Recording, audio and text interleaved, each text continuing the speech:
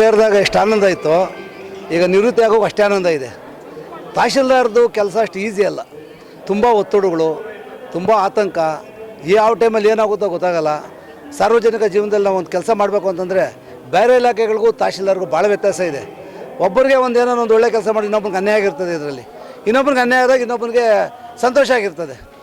ಇದರಿಂದ ಇಷ್ಟು ದಿನ ನಾವು ನಿರಂತರವಾಗಿ ಒಂದೇ ಒಂದು ಸಣ್ಣ ಕಪ್ಪು ಚುಕ್ಕೆ ಇಲ್ದಂಗೆ ಇವತ್ತು ಆನಂದವಾಗಿ ನಿವೃತ್ತಿ ಆಗ್ತಾಯಿದ್ದೀನಿ. ಇದು ನಾನು ನಿಮ್ಮೆಲ್ಲರ ಸಹಕಾರದಿಂದ ನಾನು ಒಳ್ಳೆಯ ಕೆಲಸ ಮಾಡಿದ್ದೀನಿ ಅಂತ ನಾನು ಅಂದ್ಕೊಂಡಿದ್ದೀನಿ. ನನಗೆ ಭಾಳ ಆನಂದ ಆಗ್ತಾಯಿದೆ ಸರ್. ಯಾರಿಗಾದರೂ ನಾನು ಮಿಸ್ ಮಾಡ್ಕೊತೀನಿ ಅಂತನಿಲ್ಲ, ಕ್ಷಮೆ ಅಂತನೇನಿಲ್ಲ. ನಾನು ಯಾರನ್ನ ಬೈದಿರ್ತೀನಲ್ಲ ಕೆಲವು ಟೈಮಲ್ಲಿ ಕೋಪ ಬಂದಾಗ ಅವ್ರನ್ನ ದಯವಿಟ್ಟು ಕ್ಷಮೆ ಕೊಡ್ತಾ ಇದ್ದೀನಿ.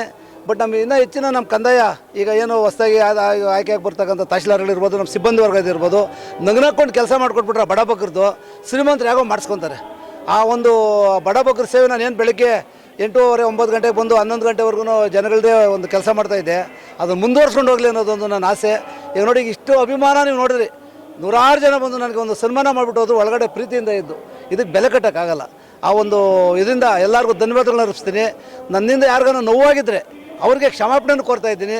ವೈಯಕ್ತಿಕವಾಗಿ ಯಾರಿಗೂ ನಾನು ಕ್ಷಮಾಪಣೆ ಕೋರೋಂಥ ಪ್ರಭೆ ಬಂದಿಲ್ಲ ನನಗೆ.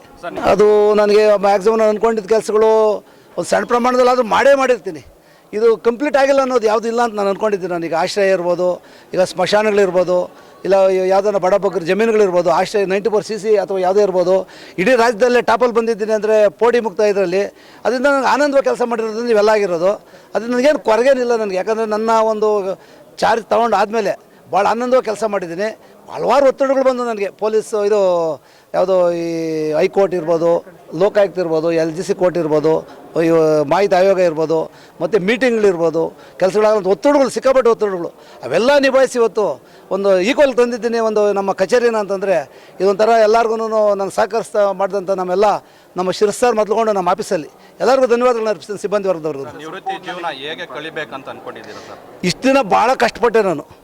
ಕಷ್ಟ ಅಂದರೆ ಬೆಳಗ್ಗೆ ನೋಡಿ, ನೀವು ನೋಡ್ತಾ ಇರ್ತೀರಿ, ಇಲ್ಲಿ 8:30 ನಾನು ಆಫೀಸ್ ಬರ್ತಾಯಿದ್ದೆ. ಭಾನುವಾರ ಬರ್ತಾಯಿದ್ದೆ, ಶನಿವಾರ ಬರ್ತಾಯಿದ್ದೆ. ಯಾಕಂದರೆ ಹೆಡ್ ಕ್ವಾರ್ಟರಲ್ಲಿ ತಹಶೀಲ್ದಾರ್ ಇರಲೇಬೇಕು. ಈಗ ರಜೆಗಳ ದಿವಸನೇ ಕಾರ್ಯಕ್ರಮ ಇಟ್ಕೊತಾಯಿದ್ರು ಬೇಕಾದಷ್ಟನ್ನು. ಅವೆಲ್ಲ ನಿಭಾಯಿಸಿದ್ದೀವಿ. ಮತ್ತು ತಿಂಗಳು 4 ಕಾರ್ಯಕ್ರಮಗಳು, ಮುಖ್ಯಮಂತ್ರಿಗಳು 2 ಕಾರ್ಯಕ್ರಮಗಳಾಯಿತು. ಎಲ್ಲ ಕಾರ್ಯಕ್ರಮಗಳನ್ನ ಎದುರಿಸಿದ್ದೀವಿ. ಚೆನ್ನಾಗಿ ಆನಂದವಾಗಿ ಕೆಲಸ ಮಾಡಿದ್ದೀವಿ. ಕೆಲವು ಟೈಮಲ್ಲಿ ದುಃಖನ ಆಗ್ತಾಯಿತ್ತು, ಎಲ್ಲಿಂದನಪ್ಪ ಇವೆಲ್ಲ ಮೇಕಪ್ ಮಾಡೋದು ಅಂದ್ಬಿಟ್ಟು. ಏನೋ ಇದಾಗಿ ಒಂದು ವ್ಯವಸ್ಥೆ ಮಾಡ್ಕೊಂಡೋಗಿ ಆನಂದವಾಗಿ ಕೆಲಸಗಳು ಆಯಿತು. ನೋಡಿ, ಯಾವುದೇ ಒಂದು ತೊಂದರೆ ಇಲ್ಲದಂಗೆ ಇವತ್ತು ನಿವೃತ್ತಿ ಆಗ್ತಾಯಿದ್ದೀನಿ ಅಂತಂದರೆ ನಮ್ಮ ಪತ್ರಕರ್ತ ಮಿತ್ರಗಳು ಭಾಳ ನನಗೆ ಎಚ್ಚರಿಕೆ ಕೊಡ್ತಾಯಿದ್ರು. ಸರ್, ಭಾಳ ಹುಷಾರಾಗಿ ಮಾಡಿ, ನೀವು ನಳೇನೇ ಹೆಚ್ಚು ಕಮ್ಮಿ ಆದಾಗ ನೀವು ಕೆಟ್ಟ ತಗೊಂಡು ನಮಗೂ ಇಷ್ಟ ಇಲ್ಲ ಅಂದ್ಬಿಟ್ಟು. ನಾನು 74 ಜನ ಇದ್ದಾರೆ ನಮ್ಮ ದೇವನಹಳ್ಳಿ ತಾಲೂಕಲ್ಲಿ. ಒಬ್ಬರು ನನ್ನ ಮೇಲೆ ಬೇಜಾರು ಮಾಡ್ಕೊಂಡಿಲ್ಲ.